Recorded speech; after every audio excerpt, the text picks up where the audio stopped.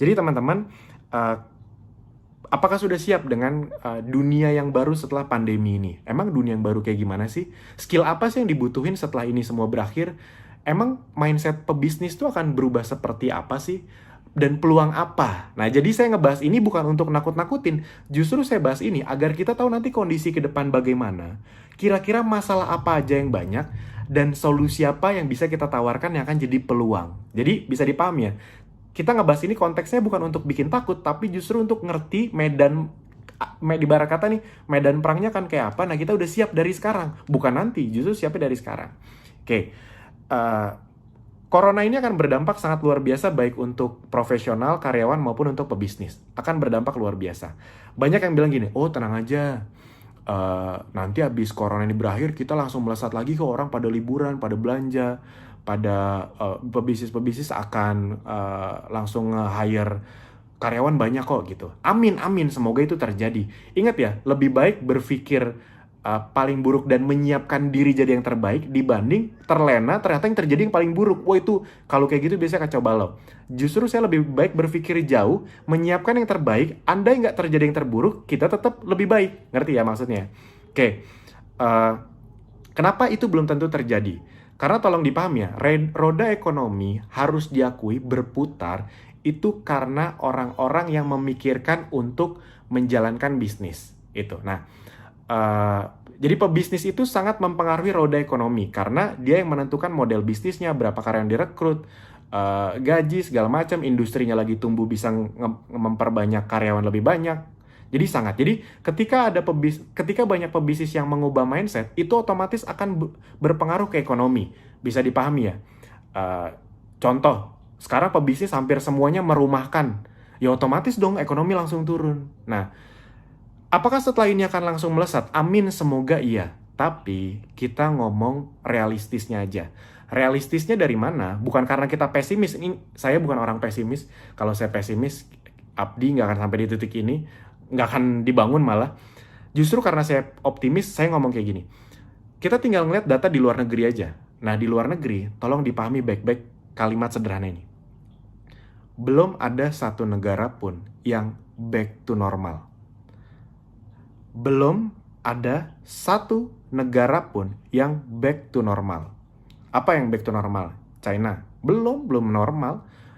China sekarang tuh kayak PSBB-nya Jakarta sekarang. Jadi apa-apa masih terbatas, bisnis juga belum semuanya buka. Bahkan Anda baca berita, kemarin sempat buka bioskop, ditutup lagi.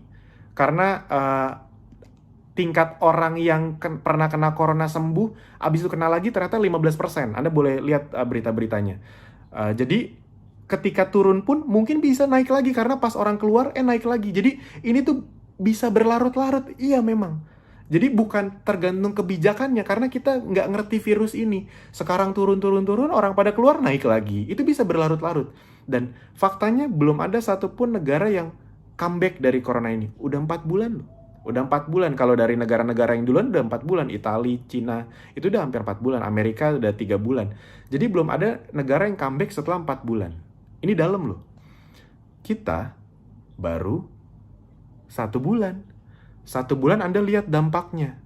Nah, kalau orang masih, 1 bulan dampaknya kayak gini. Anda bayangin kalau ini terjadi lagi di bulan kedua, makin banyak bisnis yang tutup di bulan ketiga, bulan keempat.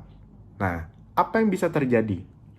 Perubahan mindset dari sisi pebisnis. Ketika ini semoga cepat berakhir, dan ketika kita bisa comeback, akan ada satu alarm list yang ada di kepala pebisnis, para pebisnis. Gini, para pebisnis yang pernah jatuh, atau yang pernah menghadapi krisis, itu punya alarm list. Alarm list tuh, apa ya, kayak misalnya contoh, saya pernah bangkrut. Nah, karena pernah bangkrut, jadi di kepala saya tuh saya punya alarm, kalau saya bangun bisnis, uang cashnya harus banyak. Jadi saya nggak boleh buru-buru beli properti, nggak boleh buru-buru beli ini, beli itu, invest ke sini, invest ke situ, nggak boleh, uang cashnya harus banyak.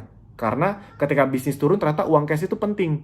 Nah, jadi saya punya alarm list. Jadi mau orang bilang saya gimana kek, kok nggak nunjukin apa-apa, nggak peduli. Pokoknya yang penting uang cashnya sangat banyak, ibarat kata begitu. Nah, dan rata-rata alarm list itu ada di setiap pebisnis yang udah ngelewatin krisis 98, 2008, bahwa cash is the king. Makanya ada istilah cash is the king. Karena dari krisis-krisis itu menunjukkan uang cash banyak itu penting. Jadi nggak harus langsung diputar ke lahan, ke apa.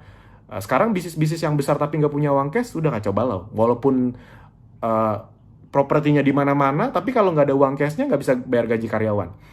Nah, gara-gara kasus ini yang akan sangat membekas ini, ada alarm list yang baru di kepala para pebisnis. Apa alarm list itu? Ini kelihatan sangat kontroversial, tapi yang namanya manusia kan gitu-gitu aja normalnya, mencoba lebih kreatif. Jadi bukan karena kejam, tapi mencoba lebih kreatif. Yaitu adalah, ada alarm list yang mungkin, semoga ini tidak terjadi, tapi kemungkinan besar kalau ini 2, 3, 4 bulan, lama-lama akan banyak pebisnis yang berpikir, pokoknya nanti kalau saya mulai bisnis lagi, saya mau besarin omset, gimana caranya saya bisa besarin omset, tapi karyawannya nggak nambah. Di situ titik masalahnya. Bisa dipahami. Kenapa? Karena pebisnis-pebisnis yang karyawannya banyak sekarang, itu ngerasain banget. Bayangin, omset turun 90%, karyawannya 200. Ngegajinya caranya gimana coba? Sebulan oke, 2 bulan oke, 3 bulan tutup pasti perusahaannya. 4 bulan, 5 bulan, pas comeback juga belum tentu langsung naik. Bisa dipahami ya. Jadi itu membekas. Kejadian kali ini, virus ini tuh Indonesia belum pernah ngerasain. Mungkin 100 tahun yang lalu kali ngerasain. Itu pun di Eropa kalau nggak salah. Saya lupa apa istilahnya tuh, virus apa. Nah, Indonesia itu belum pernah. Jadi ini akan sangat membekas di hati para pebisnis dan akan membuat cara berpikir baru. Jadi outsource akan makin banyak. Karena mereka tidak mau terikat, tidak mau... Karena ya udah kejadian kan. Bayangin perusahaan-perusahaan yang punya 1000 karyawan. Ketika ini terjadi, bulan pertama masih bisa bayar, bulan kedua, ketiga, bayar 1000 karyawan di saat nggak ada omset, di saat omset turun 90%. Bayangin. Jaringan hotel sekarang, yang misalnya kayak, kan ada beberapa jaringan brand-brand hotel yang punya sampai ribuan karyawan. Omsetnya nggak ada, gimana caranya? Dirumahin, nggak bisa dibayar. Jadi bisa dipahami ya, itu akan terjadi. Jadi efeknya apa? Efeknya adalah ketika ini semua memberes, penyerapan tenaga kerja akan rendah di awal, atau at least 1-2 tahun ke depan, karena para pebisnis itu masih membekas. Wah, bisa sih dapat bahkan sewa tempat. Coba Anda pikir, kalau Anda bisnis kuliner, setelah ini terjadi, apakah Anda langsung sewa tempat, buka di mall lagi? Belum tentu, Anda pasti trauma. Bukan trauma dalam arti jelek ya, tapi trauma, udah, saya harus ningkatin omset, tapi nggak perlu sewa tempat. Ngerti ya maksudnya? Jadi, itu yang akan terjadi di kepala para pebisnis, yang akan berefek ke penyerapan tenaga kerja yang mungkin jadi rendah. Nah, oleh karena itu, tapi untuk jangka panjang, itu akan membuat orang Indonesia lebih kreatif. Jadi selalu ada sisi positifnya. Di saat orang-orang pada nggak dapat kerja, otomatis mereka akan berusaha untuk nyari uang. Di situ peluangnya. Jadi, yang tadinya masih kekeh nggak mau coba-coba bisnis, cepat atau lambat, karena penyerapan tenaga kerja rendah dan mereka tetap butuh makan, mereka akan, ya udah, bisnis apapun yang menghasilkan online cepat, kalau bisa niche-nya kesehatan, itu kan. Nah, di situ peluang kita teman-teman Bapak Ibu semua. Anda yang pegawai pun bayangin nih, ke depannya ketika nanti ibarat kata posisi kita semakin, ibarat kata apa ya, dalam tanda kutip diperebutkan, nah kira-kira skill apa yang harus dibutuhkan? Salah satunya digital marketing. Pak Bu, percaya sama saya, orang-orang yang menguasai skill online, itu akan punya nilai lebih di mata perusahaan. Jelas dong? Ngerti ya maksudnya? Jelas dong. Baik dari sistem operasional, HR, marketing, finance, yang ngerti tentang online itu akan lebih di mata perusahaan. Otomatis, bayangin aja Anda punya perusahaan, Anda pengen yang kerja di perusahaan Anda gaptek atau tidak. Ngerti ya maksudnya? Jadi ini bukan soal mendiskreditkan, menjelekkan, enggak. Itulah yang kira-kira akan terjadi. Nah, tugas kita kan ikhtiar, berusaha, bersiap. Ngerti ya? Dan ketika kita menyiapkan diri, itu akan jauh lebih baik dibanding terlena. Nah, jadi itu teman-teman Bapak Ibu semua, makanya saya selalu bilang, Pak Bu, ini momen yang tepat untuk Anda serius. Bahkan saya bilang gini, bahkan kalau Anda memang cuma ingin belajar ilmunya di Apdi dan nanti ngembangin di tempat lain, nggak apa-apa.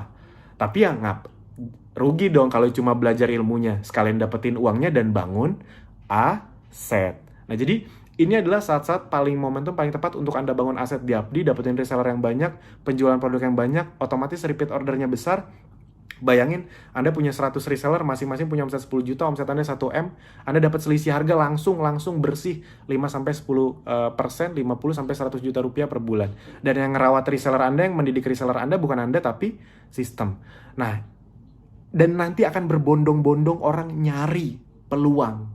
Di situ kita akan semakin panen. Bukan bermaksud untuk mensyukuri bencana ini ya, bukan ya. Tapi di balik bencana pasti selalu ada hal yang positif. Tugas kita adalah melihat sisi-sisi positif. Di luar sana udah banyak yang mikir negatif. Ya udah jangan ikutan. Kita mikir positif, kita bisa jadi peluang, kita bisa jadi solusi di saat banyak berbagai masalah yang bisa muncul ke depannya. Nah itu teman-teman, semoga Anda jadi kebuka. Oh iya juga ya, kalau ini terjadi 1, 2, 3, 4 bulan ke depan, nggak ada perusahaan yang aman, ibarat kata begitu. Bahkan PNS, BUMN tuh belum tentu aman, karena bisa dipotong-potong anggarannya, ditunda gajinya. Ya beberapa daerah kan udah disebutin sama kepala daerahnya.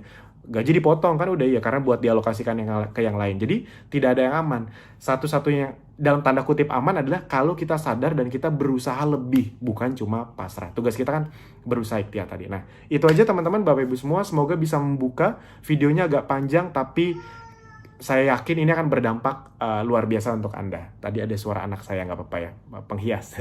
Jadi itu aja dari saya. Silahkan dimanfaatkan dengan baik. Semoga Anda semua bisa segera bangun aset dan punya aset yang besar di Abdi. Itu aja dari saya. Terima kasih.